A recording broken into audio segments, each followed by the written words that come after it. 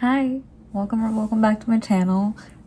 So today I thought it's been a while and I finally need to record. Like, I don't know why I'm telling you like this. So what happened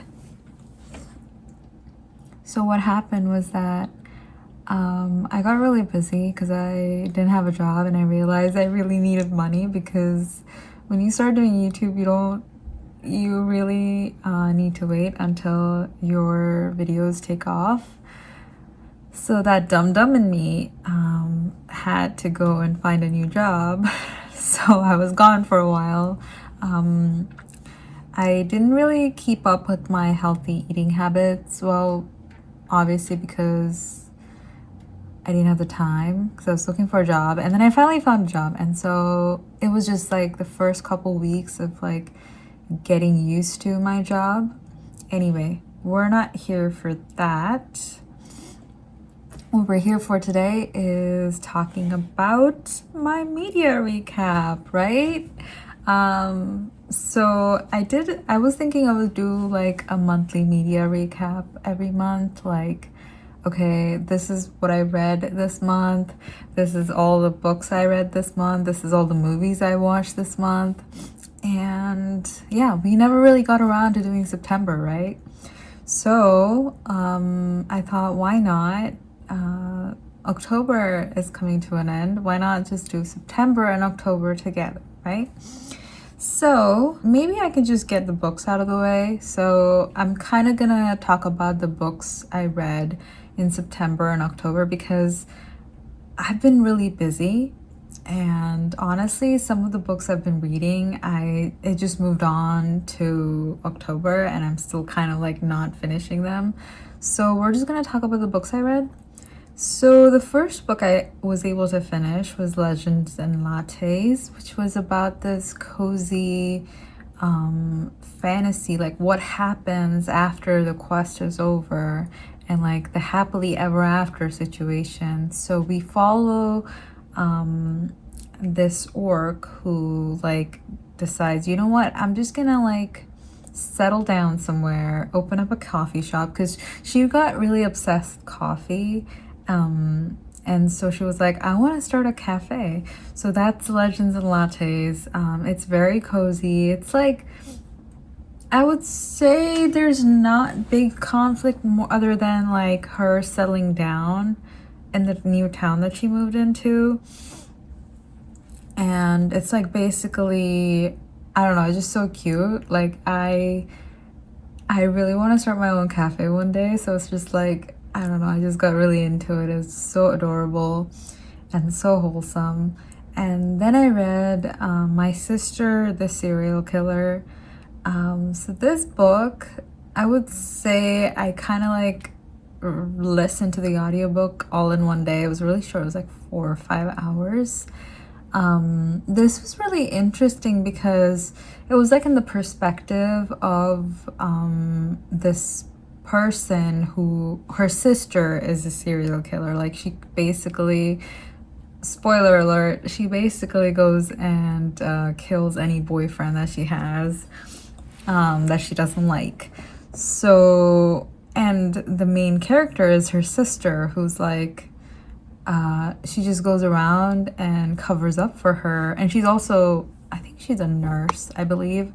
So she's able to like, dispose of the bodies and help her with all of that. So my issue with this book is just like the main character is just so insufferable. Like she is, why are you helping your sister? Why are you helping your sister do this stuff? Like just, like you don't even like your sister in the first place. Like this woman, there's a lot of talk about like, how do I explain this? There's a lot of talk about like pretty privilege and like, like she's jealous of her sister, right? Because her sister is like the pretty one and she's not as pretty, and her sister gets away with everything because she's pretty. And there's a lot of like discussions of like colorism because this is based in Nigeria, I believe. My only issue was this would have been solved if you just handed over your sister. and just not let her get away with it because your sister is an awful person.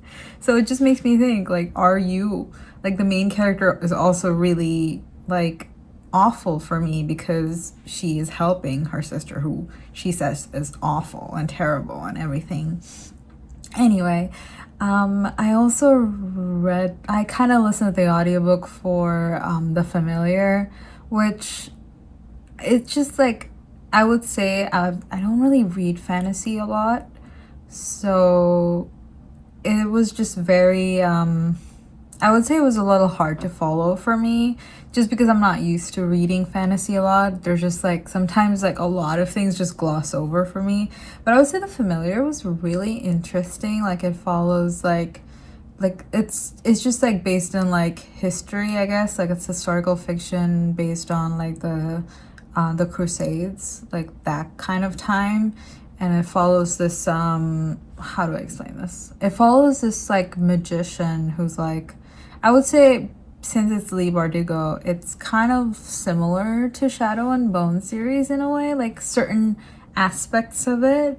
Like how the main character is like this young girl who's like doesn't know she is powerful, and then you have her love interest who's like this 1,000-year-old immortal being, whatever. But yeah, I did like the ending of it. That's all I'm gonna say. Kind of like the build up like to the ending was like, it was really good. It was satisfying, I would say. They left it off kind of open ended in a way. I still liked it. I might have to like reread it to really like understand, or I might just like read more fantasy, I guess. I don't know. For me, I just feel like fantasy doesn't feel like my kind of genre, to be honest, because I get distracted. I'm not gonna lie, I get really distracted, and so I can't keep up with these big fat books. But I like reading though.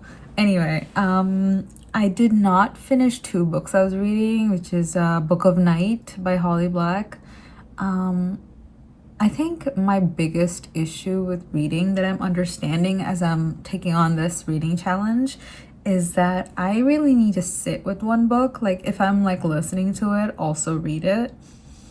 Because sometimes I do end up buying the audiobook, and then, or I'll just have a paperback somewhere sitting in my shelf, and then I decide to get the audiobook from the library. So it's like I might as well just sit down and focus on one book and like listen to it and read it at the same time, but I didn't do that. So I couldn't really get through Book of Night.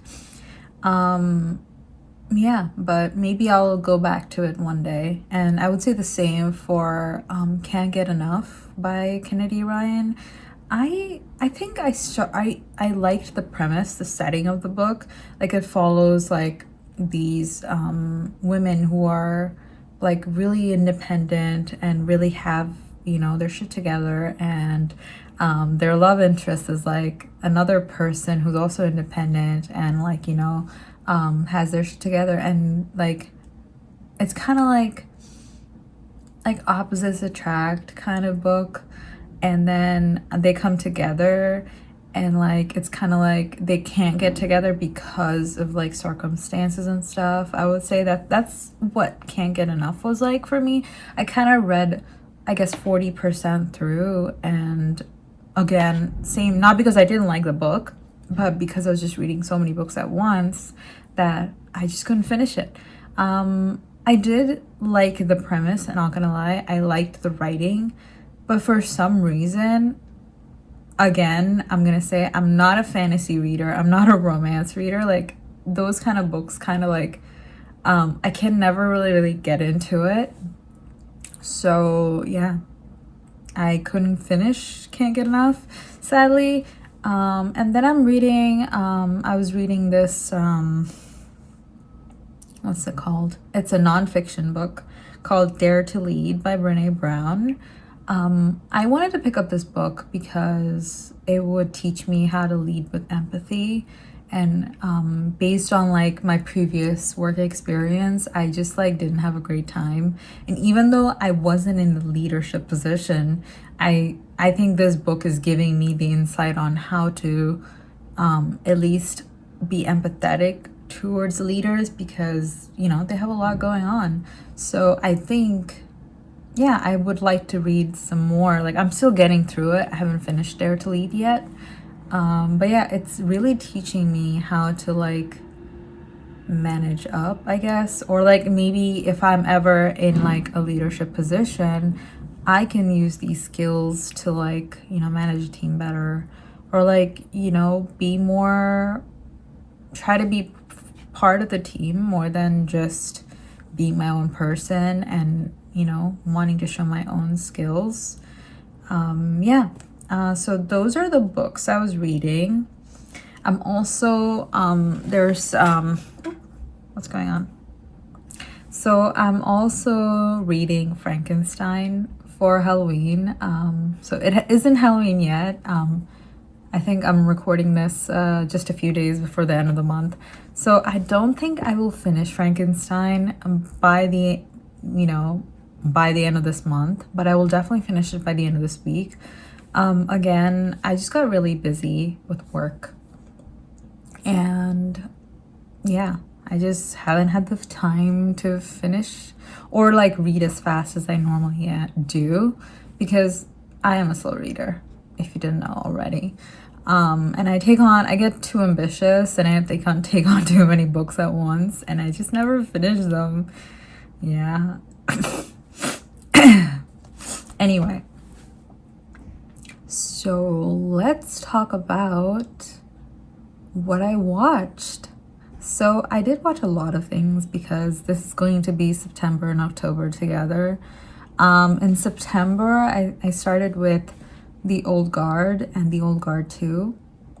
I don't really remember much about it other than the fact that it had Charlize Theron in it, and if you know, you know, she's really cool. And it's about these like immortal superheroes. I guess you could call them superheroes, right?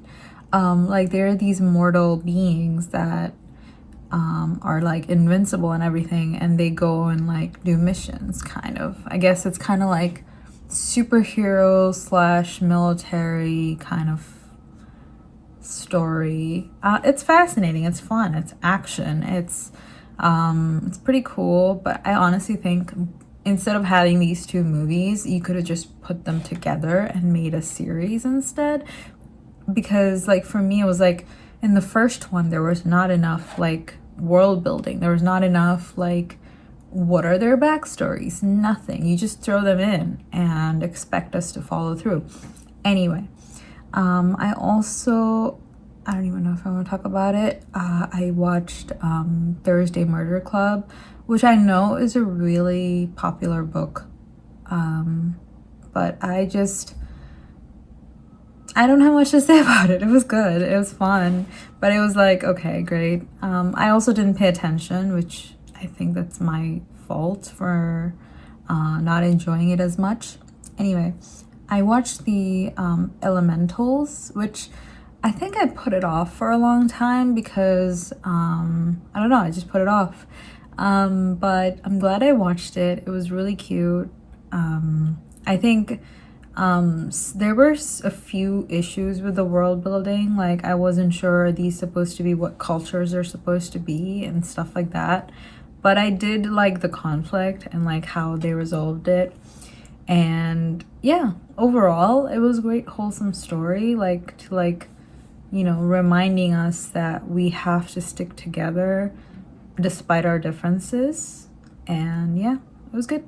There was a lot of like, you know, the story of immigrants, how they like come over and like have to build, you know, their version of a dream life, like the American dream, I guess.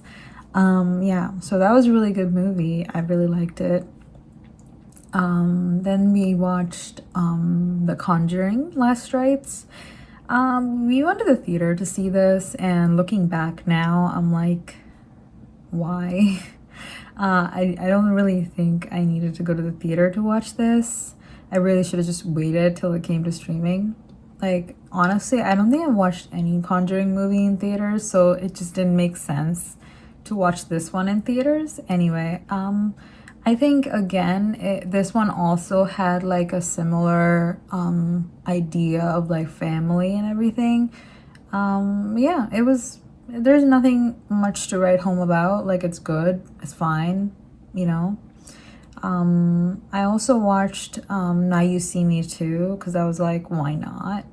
I think I was like anticipating watching it before the third one comes out because I feel like the first one was like really good and like it was like unique and like, you know, it just, you know, changed stuff, I guess. But then Now You See Me Too, I feel like I watched it because I wanted to remember what it was about. And honestly, watching it, I don't even remember now watching it. Yeah, it was, it's not the best. I also ended up watching this movie called Afraid, which is supposed to be like a doom, how do I explain this? It's supposed to be like, you know, like AI is bad and stuff, kind of like Megan, but not as fun. It's like about this family that takes this AI kind of thing that helps them with their life, but turns out that it just wants to control them, I guess. Yeah. It was fine. I don't think it was awesome. Like, I don't even think it was fine. Like, it was bad. What am I saying? It was bad. It was bad. I am sad I wasted my time watching this. I feel bad that they had to make that. And then I watched Are You There, God? It's Me, Margaret. And I know this is based on a book. I haven't read it, but it was a very cute coming of age story. I would say like the main character was like so lovable and like so relatable, but also like I think watching her story of like, you know, being that age where everything is changing and then kind of like I related it to my own, you know, story of like being a 13-year old and going through the similar things. But I don't know, I think it was really good. It was just like and also like how her family was and like I'd say Rachel McAdams was really awesome. Yeah. I would say this was a really nice story. I think it did make me cry. And then I watched The Long Walk. This was unexpected for me because like I heard about it and I was like, I want to watch it. But it was also like, I think we were gonna watch something else that weekend too. And instead we were like, you know what? I've heard so much about The Long Walk, might as well go watch it because it's also based on a book. So yeah, we ended up going to see The Long Walk. And honestly, this movie was so insane. Like, it's kind of like an apocalyptic story. And it's like about, you know, these men who have to like sign up to walk forever until there's only one person that survives. I would say I don't know, I cried. There was like some of the actors, like for example, David Johnson, who is one of the main characters, like his performance really like moved me and I just cried in the theater and I don't know, it's just like it was really heartfelt, his performance through the end. And like I just love how this movie, the story itself is like this exploration of what it means to be a friend and what it means to be like what is masculinity, I guess.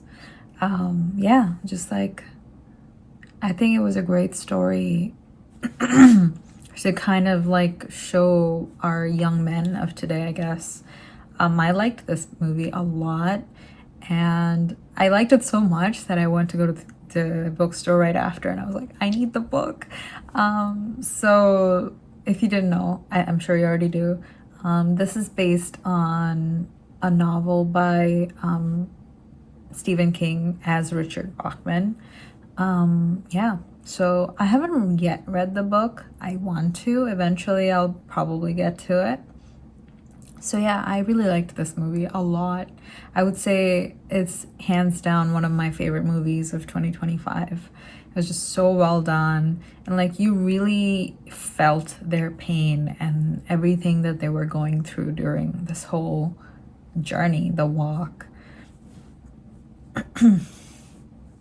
And then I was like, I needed something a little bit more fun, lighthearted. So I think the next day I watched Guns Akimbo. I think it was either the next day or like immediately after coming home that night. I watched Guns Akimbo with Daniel Radcliffe and Samara Weaving. I had so much fun with this movie. Like at first I was like immediately when we are revealed the I guess the plot, like the conflict, right? We're revealed the conflict immediately, and I'm like, oh my god, I don't even know where this is gonna go. Are they gonna? And there's only one way they can take it because it just has to be that way. Otherwise, it just isn't gonna be a fun movie. Like it would be just really serious and just depressing. So I would say this was a really fun movie. Like I love that the creators like just, you know, they just didn't give a fuck and they just didn't take themselves too seriously. You know, I loved that. It was like it was kind of like shot like a video game too, which was fun, which is really unique too. Like I think I don't even know when it came out, but I don't know, like I would have loved to go see this in theaters. Like I'm those one of those people who are like I end up going to see movies in theaters that are more like hyped up, and I realize that they're only hyped up for no reason. But then I miss out on these, you know, like smaller movies that are like, you know, that turn out to be like really good. And I am like sad that I didn't go see this in theaters. But yeah, I loved this movie. I had a lot of fun. There were like a lot of fun like quotes in there that are just like insane. Like I feel like I'm just gonna quote this movie to death. I had a lot of fun with this movie. And then the last movie I ended up watching in September was One Battle After Another. I really liked this movie. I think there's a lot of discussion on the internet about this movie, which some of it I do agree with, and some of it just might take away from how much I enjoyed this movie. But I enjoyed this movie. It was fun. It was there were some deep moments. I think overall the movie was just really funny. And again, like based on the subject matter of this movie, I think they did a great job of making it more on the more comedy side of, you know, the theme instead of making it more serious, because I think that really contrasted the more serious moments in the film. All right, I'm turning around a little bit. So I'm gonna talk about October now.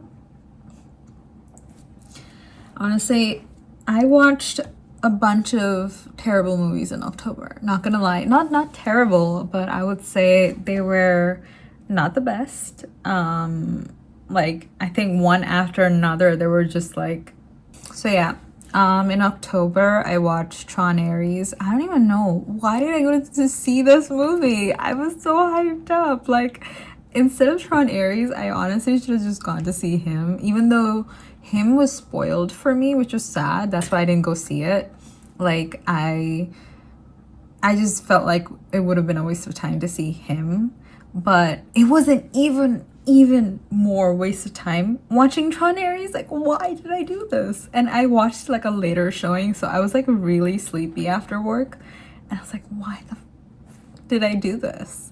The only thing I would say good about this movie, I don't even want to, but I would say the soundtrack and the visual elements, the cinematography, all of that stuff was fun. I mean, that's what I expected. If that movie didn't even have that, I'd be so mad. But yeah, it was good in that sense. Like visually, it was just impeccable, really.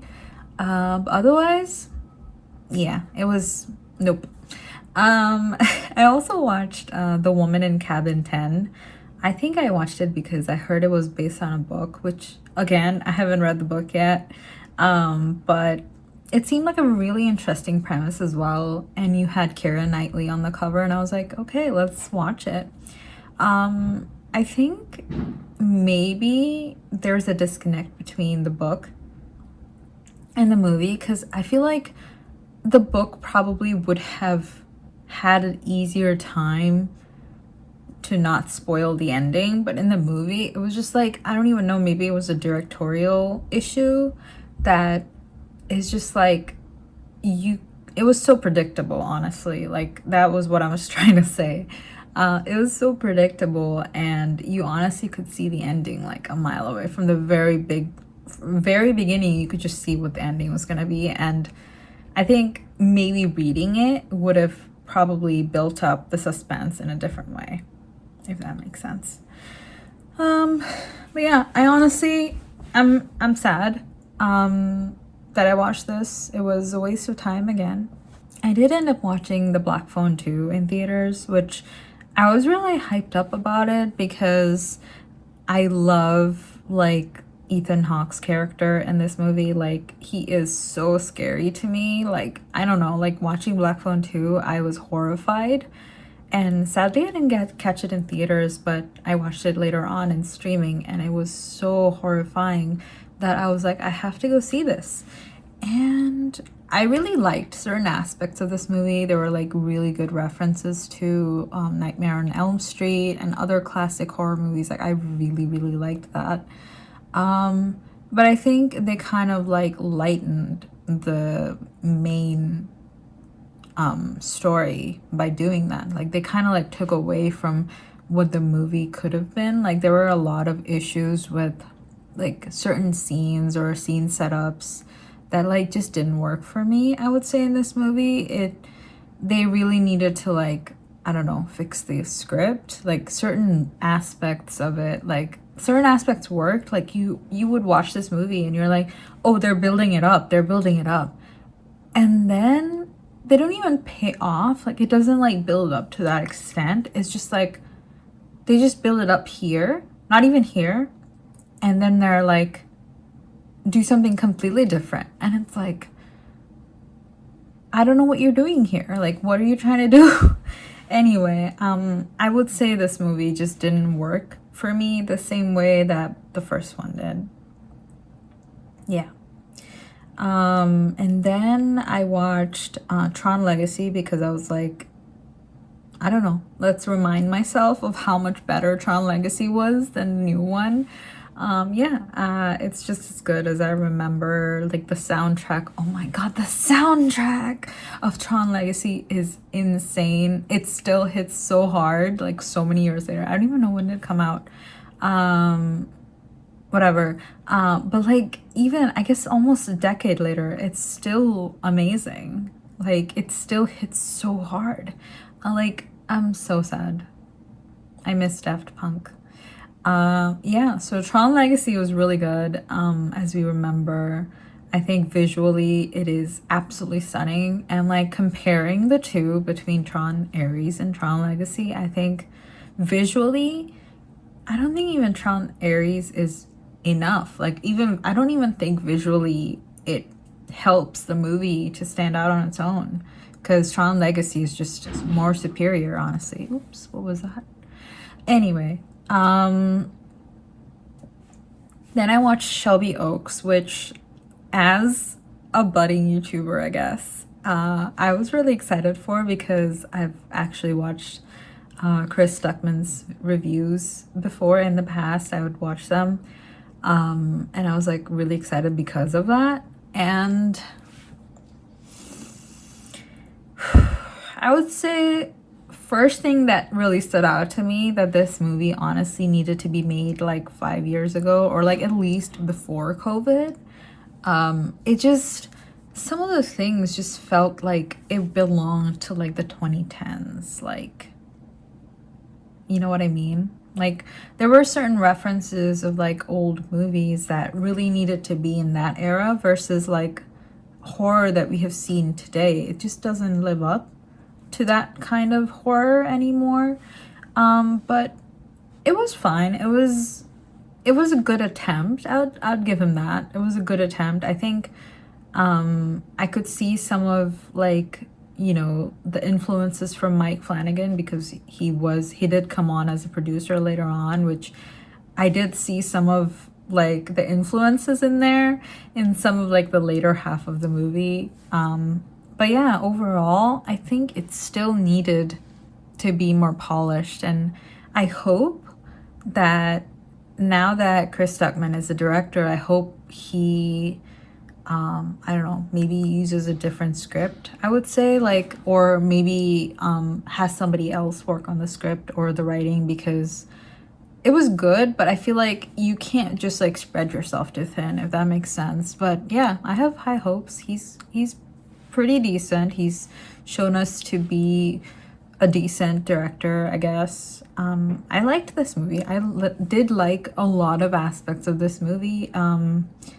But I would say there were a lot of like plot lines. For me, there were a lot of different plot lines that this movie was taking, and I feel like it kind of diluted the whole point of the movie, if that makes sense. And then the ending was just like, I don't know. I couldn't do it. I couldn't do it anymore. I was upset. I did not like the ending at all. It was like comedic. It was almost like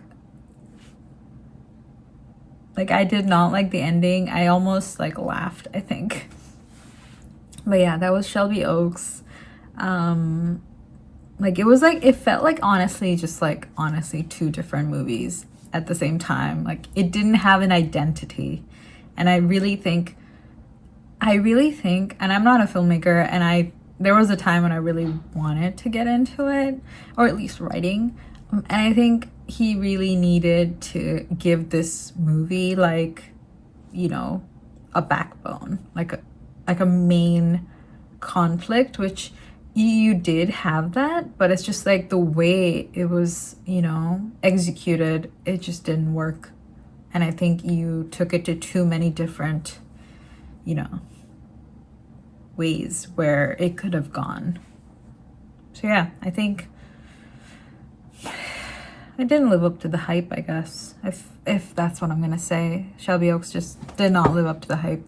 And I wish it did. I really had high hopes. I really looked forward to this movie, and I am sad. But yeah, I hope. Yeah, I hope. Yeah, so that was October. What am I saying? So yeah, the last movie that I watched in October so far is this movie called Ghost Lab. It's on Netflix, and I think it's Thai, I believe. And it's like this movie about these doctors who are like, they have this, because they work late at night, right? At their hospital. They stay late, and they have this weird like encounter with the supernatural. So they kind of decide they're gonna, you know, they're gonna experiment. And so sounds like such a cool idea of like experimenting with spirits and like understanding what happens on the other side. And like it just started out so good, and I feel like it just didn't land at the end. Like I think halfway through the movie it just became something else. And I think they did have a great theme going on, and like they wanted to do a lot, I think, with this movie. It just fell apart at the end. That's all I'm gonna say. So far October has not been great in terms of movies. Sadly, I didn't have anything else to watch this week. I am watching Begonia, which sadly would be part of November because it comes out November 1st.